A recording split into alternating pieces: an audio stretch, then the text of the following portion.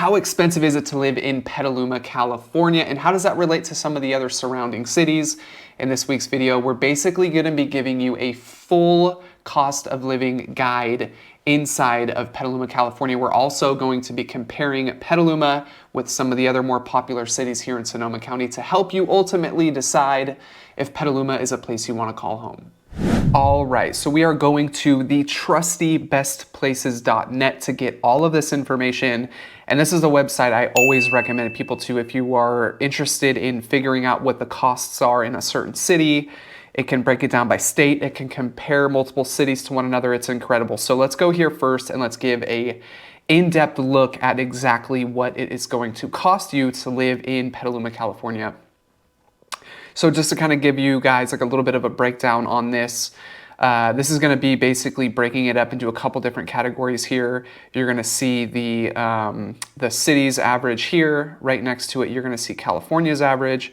And then right next to that, the U.S. national average, which is a baseline of 100. So anything over that, more expensive. Anything underneath that, a little less expensive. So just for some context there. So overall, let's start with the big one here. And then basically, I'll give you guys a little bit of a heads up in terms of like what it is actually comparing to and what's associated within that little category there.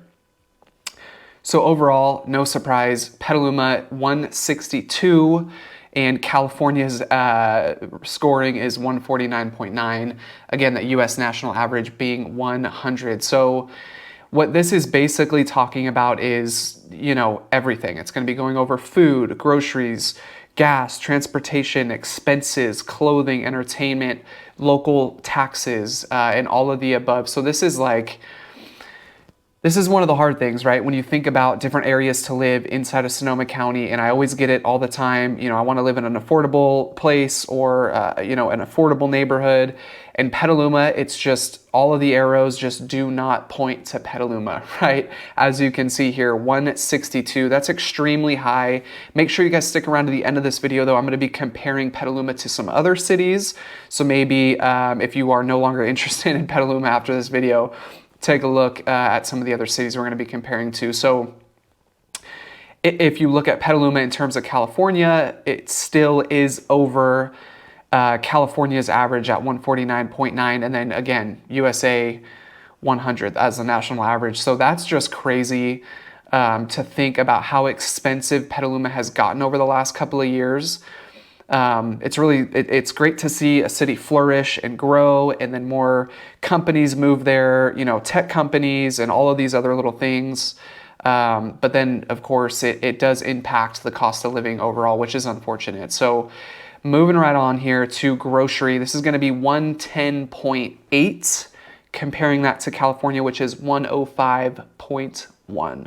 Again, USA being right at 100. So groceries, I think everywhere. So I live in Santa Rosa and my wife comes home every time after she goes grocery shopping and she's like, I can't believe the strawberries are this.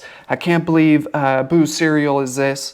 And it's like everywhere, no matter what, food right now is out of control. And to be honest, I just don't understand it. I don't really look into the economics of like how all of that, you know, starts getting inflated. But, you know, it makes perfect sense. Groceries, 110, USA 100. So everything right now is a little spiked up. So health, this is a good one here. This is basically going to be talking about emergency visits, ambulance rides, doctor's office visits. So obviously this is going to be paying for a number of different things, but this is right at 110.3. California actually surprisingly is at 98.3.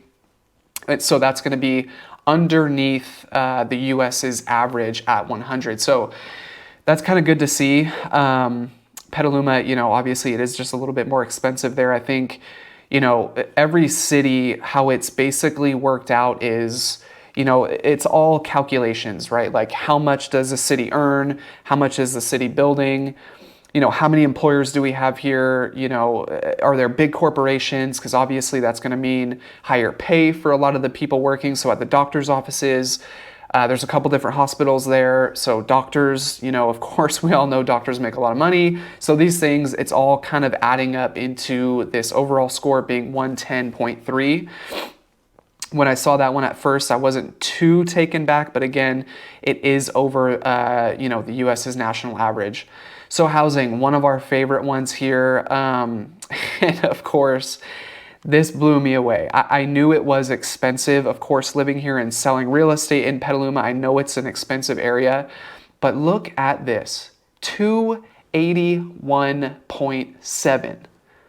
California is well under that at 234.8. And then again, US is 100. So this is out of control. And we're going to dive into this specific category a little bit later in the video. I'm going to be pulling up Petaluma's metrics for housing and talking about how the city's grown, and how all of these people were moving there during the pandemic time, and just seeing these prices rise over the last couple of years has been extremely interesting. So we're going to go over that in full detail here in just a little bit. Median home cost.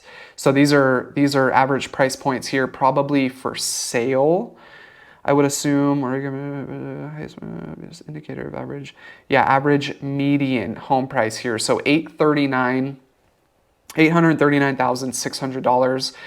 That's a median, and what I can tell you is this information isn't super updated, so those numbers are inflated just a little bit for this year. So again, we're going to get into that here in a little bit. So California, 733.5. USA, I remember when this crossed the 330 threshold, I think it was last year, and the world was going insane. This was the highest US housing has ever been. The average sale price just raising over that 330 mark was a huge milestone for the nation there. So that was pretty crazy to see. Utilities, this is always a fun one too. Costs here, it doesn't matter where you are, what city you're at. Utilities here are expensive. PG&E, water, gas, really doesn't matter. Everything overall for the utilities department is going to be a little bit higher, but this one was just under that US national average, and we are under California's national average. So I was surprised to see that. Petaluma 99.1, California 102.4, and then USA again right at 100. So this one was surprising to me. I see my water bill spike up, shoot down, spike up, shoot down, and then it's the same with electric. We have solar panels. When we bought our house, our solar panels were leased. So we basically had to buy into the lease, purchase the house, and then just assume whatever those leasing terms were. And we can change them in a couple years, but the owners, right before they sold our house, I think it was like 3 years before they sold it, they got those solar panels. So it's a super big bill. And to be quite honest, solar, when you're leasing it, for me, doesn't really make a whole lot of sense. If you own it, that's a different story. You get benefits.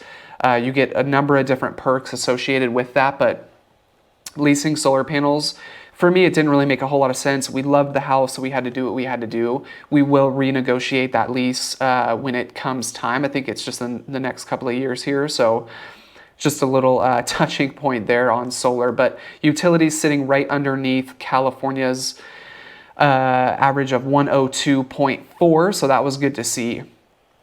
Next category here, transportation 113.1, and California was 133.1, and again, US at 100. So this one is interesting because this is basically talking about the cost of vehicle, registration, license, all of that we know is done through the state, so that stuff can be pretty expensive.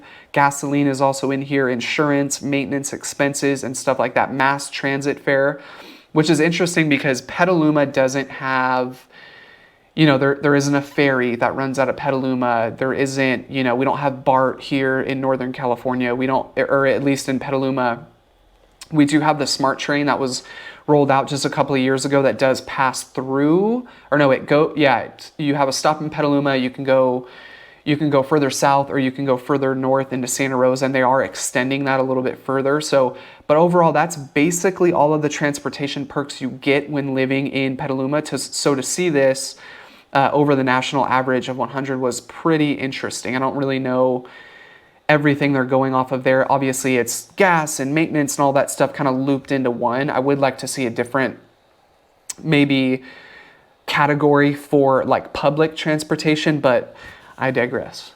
Miscellaneous expenses 153.9. California is 118.7. So going over miscellaneous stuff, this is going to be restaurants, clothing, repairs, entertainment, kind of that fun stuff that you like to do on the weekend. So that's easy to, justify the 153.9. There's always tons of things to do in Petaluma, always several events. Obviously, all of these perks come at a cost. So to see that at 153.9, not a huge shocker there. So my favorite thing before we get into the housing stuff here about this particular site is you can basically look in other places. So right here, you just hit compare, you scroll down a little bit, cost of living calculator. Where do you live now? We're gonna plug in Petaluma, oh, hello, Petaluma. Gonna click that, and then let's compare that to Santa Rosa, say, for example. And you guys can do this, different states, city to city, state to state, whatever. We'll leave the income there at 50,000, and you can just hit calculate, and we'll just go through this quickly here. Please select multiple results. Santa Rosa, California. Let's go, let's go, let's go.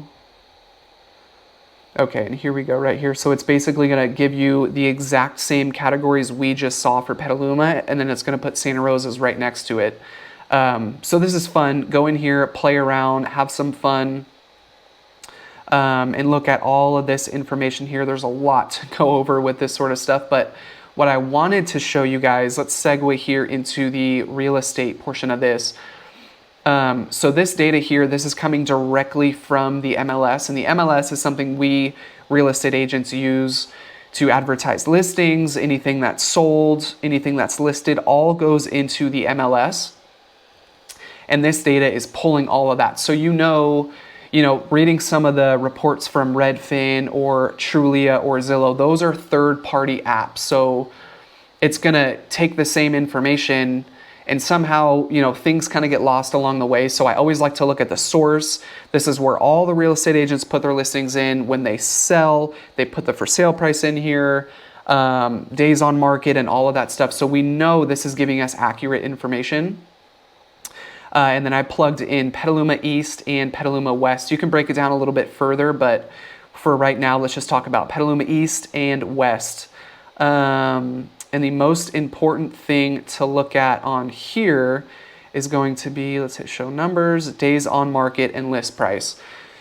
So when you see something, for sale versus original list price. So, during last year and then a lot this year as well, we're seeing homes sell over asking. And that's basically all due to lack of inventory.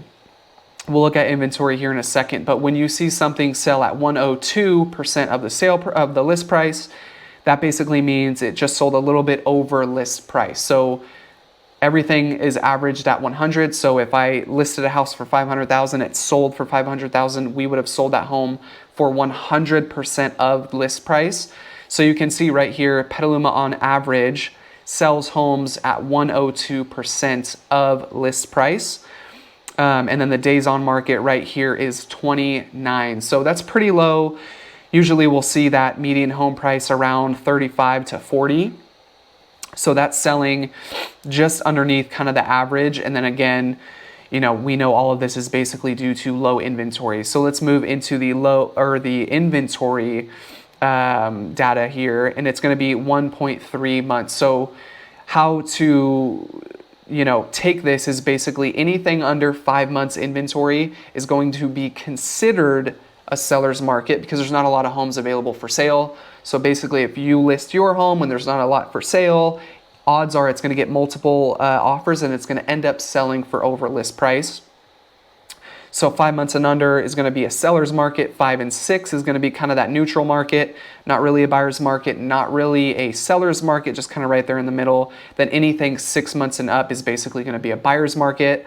And what that means is there's just a ton of inventory. So buyers kind of have their choice, when it comes to housing. So 1.3, this is incredibly low. A normal market, you see right around that 4 to 5 months of inventory. But for the past couple of years, we've seen really, really, really low inventory. And that's basically due to, we had the pandemic. So everybody was kind of in a flurry. They didn't know what to do. They definitely didn't want to sell. and nobody really knew what to do or where to go, or everybody just kind of wanted to keep things the same and see what was going to happen with the market. If you guys are enjoying this video right now, please make sure you do me a huge favor, hit the like button. It really helps the channel out a lot. And if you want to see more content just like this, all about living in Sonoma County, make sure you hit the subscribe button. And then just scrolling down here a little bit, this is basically just going to show you all of the metrics, and we can go crazy here. And I love doing this with people that reach out to me that are interested in this sort of information, because I can just go full on geek mode and go into the numbers with you. But we can basically compare this to the last 15 years. We can do the last couple of months. We can compare this from city to city. So we can really play around with this and have a whole lot of fun.